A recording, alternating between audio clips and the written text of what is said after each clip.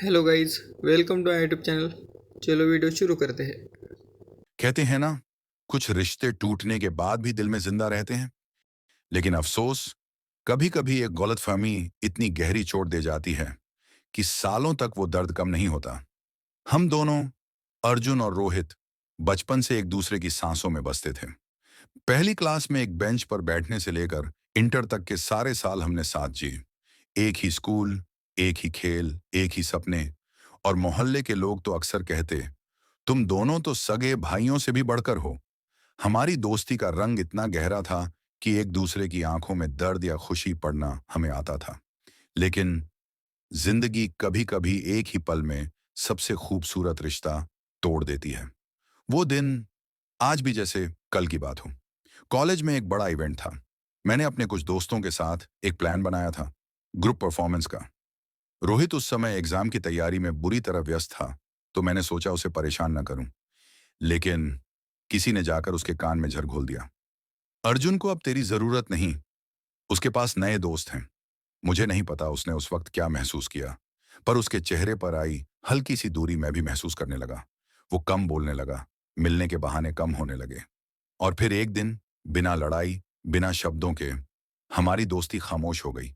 3 साल, पूरे 3 साल हम दोनों ने एक दूसरे से बात तक नहीं की। मन में हजार बार ख्याल आया कि बात कर लूं, लेकिन दिल ने कहा, अगर उसे जरूरत होगी वो खुद आएगा। शायद उसने भी यही सोचा।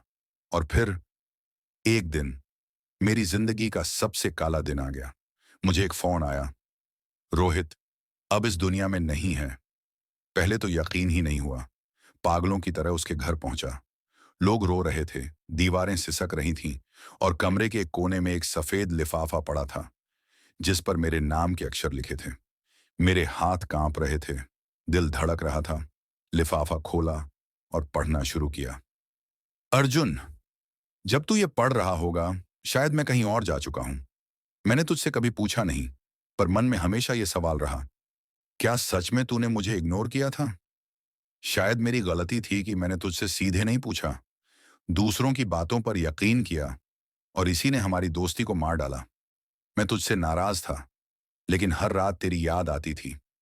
बस एक बार गले लगना चाहता था, कह देना चाहता था कि तू मेरा सबसे अच्छा दोस्त था, है, और हमेशा रहेगा।